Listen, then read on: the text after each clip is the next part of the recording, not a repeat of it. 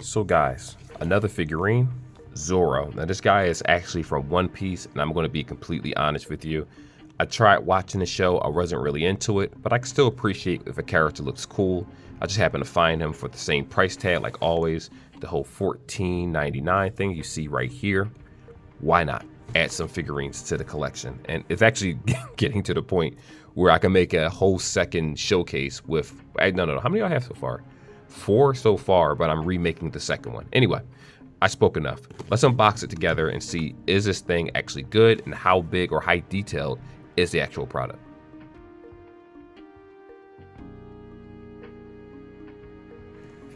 So this one actually comes in, let me see, 1, 2, 3, 4, 5 pieces. So we have the swords over here, of course.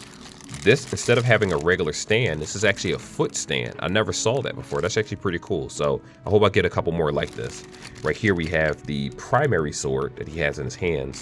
The upper body, the head is already attached. A lot of times the heads don't come attached. It depends on, I guess, how they decide to box it. And then we have his lower body right here, which is right here. So with that being said, I'm not going to bore you with the details of cutting this open, but I am going to show you guys how to put it together, and that's coming up right now. So these are all the pieces right here, and I had to look at the box for a moment to figure out how to put it together. So first things first, lower half, upper half. In this particular design, we got to do these first. If you look them up, you just match up the pieces, as you can see. And you're going to go, let me use my eyes to look at it rather than the actual through the camera lens. So there we go. So make sure his body is connected. Now what I will say is don't press too hard. You don't want to break anything, but also always go home and I double check and just give it a couple more wiggles to make sure that the torso that doesn't just come off one day if I hold it like this and it falls off. So this right here is the foot piece, which I've never seen this before. So like I said, you're watching me do this so you don't have to fumble over it yourself. Let me just kind of match up the foot. Is that the left foot? I think it's the left. All right, let me see. No, it's the right foot. It's the right. I should have just flipped it over and took a look. It's right there. Pretty self-explanatory. So I'm going to go ahead and pop that in. Make sure I get his foot in. Does it go in deeply? Or pause. Does it go in? All right, that's good enough. All right, here we go.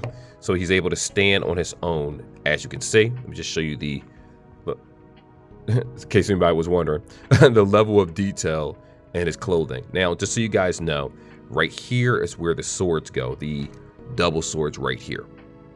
I was wondering how that kept it inside of there, so I'm hoping that it's secure, because I have an Inosuke at home that I ordered, and his swords just keep falling out every 2 seconds, and it is super annoying, but it is what it is.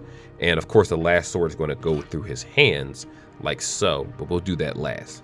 So if you're looking at the box, that's why you can look at this for reference. That's how swords go. The purple is on the top, the brown sword, or whatever is on the bottom. I believe it goes like this. So let me just double check. See if I can get it through that loop. So if the purple goes like this, move that out of the way. Let me get this back here. Actually, I should have just did it the other way, but it is what it is. All right, so you just put you just match up this little piece. Let me show you. This little piece right here matches up with the hole in his side. All right, and that is how that is going to look, similar to the box art. And then lastly, the sword. So if I'm looking at this, I want to make sure I get it correctly. It looks like the sword is facing down in the photo. So sword facing down, I'm assuming this would be facing down. I don't know how this guy fights. I don't know how to get this in his hands. Let me see. This is the part. I'm like, what's going on here? All right, so here we go. Put his sword right here. Push that up. All right, push, push, push, push. Then this goes into his hand. I don't want that to bend that way. I'm trying to look at the box art. Let me push this further. There we go. So let me bend that back a little bit. I don't want his hand to bend it too much. So this is the figurine. Simple, simplistic. I am going to bend this back properly. It's definitely in his hand. And I'm going to have to, like I said, bend that back so that it won't look like he's bending the handle of the sword itself. But this is how the finished product looks. I always thought he was a cool looking character. Like I saw like One Piece clips and things like that.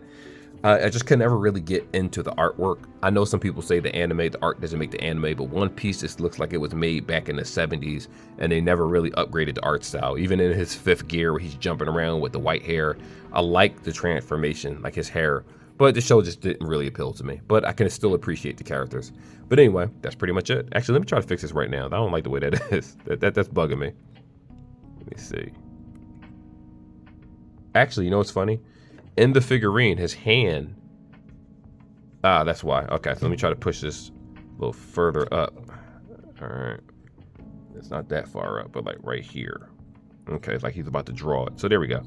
Either way, it's still bent a little bit. I mean, it's only so much you can do. I'm guessing they made this soft because they understood that the sword may not align perfectly. But I am going to mess with its fingers a little bit, see if I can push the sword further out here like so, like this. There we go. So it's a lot straighter than what it originally was. But again, $14, like 16 bucks and 19 cents after taxes. Can't really go wrong with that unless you can get it for free or eBay for cheaper. But I personally like being the first person to own my figurines, so I know there's no chips or any issues with the paint or any imperfections. It is what it is. But anyway, like and subscribe like always, guys, and I will see y'all in the next video.